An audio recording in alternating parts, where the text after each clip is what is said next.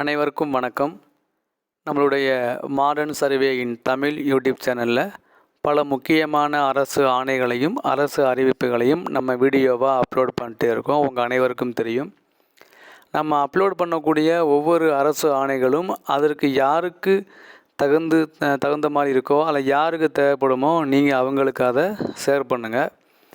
அதில் பார்த்தீங்கன்னா நம்ம இந்த வீடியோவில் பார்க்கக்கூடியது ஒரு மிக முக்கியமான அனைவருக்கும் தேவையான ஒரு அரசு ஆணை. அதாவது கவர்மெண்ட் ஸ்கூலு அல்லது கவர்மெண்ட் எய்டட் ஸ்கூலில் படிக்கக்கூடிய மாணவ மாணவிகளின் பெற்றோர்களுக்கு இது மிகவும் அவசியமாக ஒரு அரசு ஆணை. கண்டிப்பாக அவங்களுக்கு இந்த மாதிரிலாம் அரசு ஆணை இருக்குது அப்படின்னு அவங்களுக்கு தெரியணும். ஸோ நீங்கள் என்ன பண்ணுறீங்கன்னா, இந்த ஜியோவை பார்க்கும்போது உங்களுக்கு தெரிஞ்ச கவர்மெண்ட் ஸ்கூலில் படிக்கக்கூடிய பசங்களுடைய அவங்களுக்கு கண்டிப்பாக ஷேர் பண்ணுங்கள். ஏன் அப்படின்னா, இது என்ன அப்படின்னா பள்ளிக்கல்வித்துறை மூலமாக வெளியான ஒரு அரசு ஆணை. இந்த அரசாணை என்ன பார்த்திங்கன்னா 65, வெளியான நாள் பார்த்திங்கன்னா 4/3/2024. இந்த அரசு ஆணையுடைய மெயின் அம்சம் என்ன அப்படின்னா, கவர்மெண்ட்டு மற்றும் கவர்மெண்ட்டு எய்டட் ஸ்கூலில் படிக்கக்கூடிய மாணவ மாணவியர்களுக்கு அன்பார்ச்சுனேட்லியாக அவங்க ஏதாவது ஒரு ஆக்சிடெண்ட்டில் அவங்களுக்கு காயம் அடைஞ்சிச்சினாலோ இல்லை பெரிய காயம் அடைஞ்சிச்சினாலோ இல்லை ஏதாவது அவங்களுக்கு டெத் ஆகிட்டாங்கனாலோ, அப்படி ஆகக்கூடாது. அந்த மாதிரி ஆயிடுச்சுனாலோ அவங்களுக்கு ஏதாவது பாதிப்பு அடையும் போது அக்குடும்பத்திற்கு தேவையான நிவாரணத் தொகை வழங்குறாங்க. அதுவே ரொம்ப தெரியுமான்னு தெரியல, வழங்குறாங்க. அப்படி வழங்கும் போது அதில் ஏற்படக்கூடிய அந்த காலதாமதத்தை தவிர்த்துட்டு உரிய டைமிங்குள்ளே அவங்களுக்கு நிவாரணம் வழங்கணும்னு சொல்லி தொடக்கக்கல்வி இயக்குனருக்கு அவரே வழங்கலாம் அப்படின்னு அந்த பவரை அவங்களுக்கு வழங்கி ஆணையிடுறாங்க. இதில் பார்த்தீங்க அப்படின்னா 2 அரசாணை இருக்குது. ஒன்று பார்த்திங்கன்னா 2018 வெளியான அரசு ஆணை எண். அடுத்து பார்த்திங்கன்னா 2024 வெளியான தொடக்க கல்வி இயக்குனரின் கடித எண்.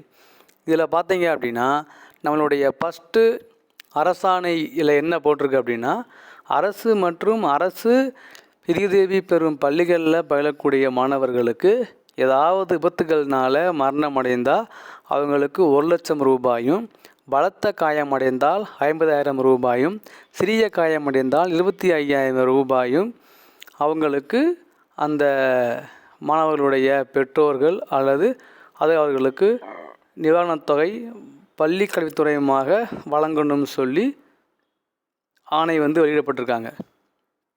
இது பார்த்தீங்க அப்படின்னா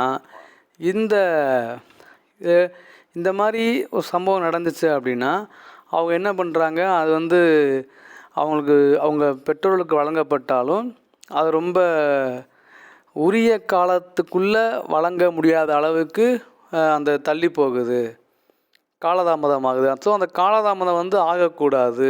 ஏன் அப்படின்னு ஏற்கனவே அவங்க பாதிச்சிருக்காங்க. ஸோ அவங்க இது இனிமேலும் அவங்க காலதாமதம் ஆகக்கூடாது. என்ன பண்ணுறாங்கன்னா, அரசாங்கம் இந்த நிவாரணத் தொகை உரிய காலகத்திற்குள்ளே அவங்களுக்கு கிடைக்கணும்னு சொல்லி அந்த மாணவர்களுடைய பெற்றோர் நலன் கருதியும் இனி வர ஃபினான்சியல் இயர்லேருந்து அந்த மாவட்ட முதன்மை கல்வி அலுவலர்களே அவங்க பெறப்படும் அந்த கருத்துருவினை அடிப்படையில் தொடக்க கல்வி இயக்குனரே நன்கு ஆய்வு செய்து அவங்களுக்கு அந்த நிவாரணத் தொகையை வழங்க கவர்மெண்ட் ஆணையிட்டிருக்கு.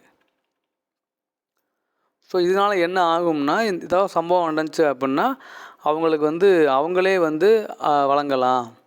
ஸோ தொடக்க கல்வி இயக்குனருடைய கருத்துருவை அரசு அதை பரிசீலனை செய்து அதனை ஏற்று அந்த நிதியாண்டு முதல்ல அந்த மாவட்ட கல்வி இயக்குனர்களுக்கு அவங்களுடைய கருத்துருவை கேட்டு தொடக்க கல்வி இயக்குனர் அளவிலே இதை முடிச்சிடலாங்கிறாங்க.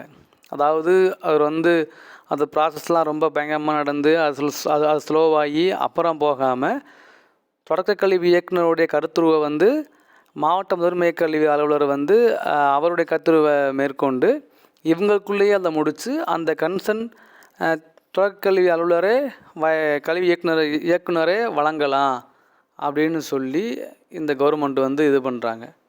இந்த அரசு ஆணை எண்ணை இதுக்கு மாதிரியே ஃபாலோ பண்ணணுங்கிறாங்க. ஸோ இது வந்து பார்த்திங்கன்னா ஒவ்வொரு பெற்றோரும் தெரிஞ்சிருக்க வேண்டிய ஒரு மிக முக்கியமான அரசு ஆணை. ஏன் அப்படின்னா அவங்க வந்து தெளிவாக வந்து அவங்க போட்டிருக்காங்க, டீட்டெயில்டாக போட்டிருக்காங்க. என்ன போட்டிருக்காங்க அப்படின்னா அவங்களுக்கு வந்து இந்த மாதிரி நிவாரணத் தொகை வந்து பள்ளிக்கல்வித்துறை மூலமாக வழங்கணும். அப்படி வழங்கும் போது அந்த உரிய காலத்திற்குள் வழங்க இயலாமல் காலதாமதம் ஏற்படக்கூடாதுங்கிறனால தான் முதன்மை கல்வி அலுவலர், தொடக்க கல்வி இயக்குனர் அவங்களுக்குள்ளேயே இதை வந்து முடித்து அவங்களுடைய ஆய்வு செய்து இவங்க 2 பேருமே அந்த இதை கன்சிடர் பண்ணி அவங்களே வழங்கலாம்னு சொல்லி தான் இந்த அரசு வந்து முடிவு பண்ணி இந்த ஆணையில் வந்து வெளியிடுறாங்க. ஸோ இதுதான் இப்போ வெளியான ஒரு பள்ளி கல்வித்துறை மூலமாக வெளியான ஒரு அரசு ஆணை. இது உங்களுக்கு தெரிஞ்சிருந்தால் நீங்கள் பாருங்கள். இல்லை இப்போ தான் ஃபஸ்ட் டைம் பார்க்குறீங்க அப்படின்னா இது யாருக்கு அனுப்பிச்சுன்னா இது யூஸ் ஆகுமோ நீங்கள் அவங்களுக்கு ஷேர் பண்ணுங்கள். இருந்தாலும் எல்லா பெற்றோர்களுக்கும் இதை ஷேர் பண்ணுங்கள். இந்த மாதிரிலாம் அரசு ஆணை இருக்குது அப்படின்னு அவங்களுக்கு தெரியணுங்கிறது தான் நம்மளுடைய நோக்கமே. ஸோ அனுப்புங்க.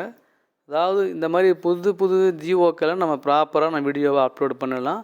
தேங்க்யூ.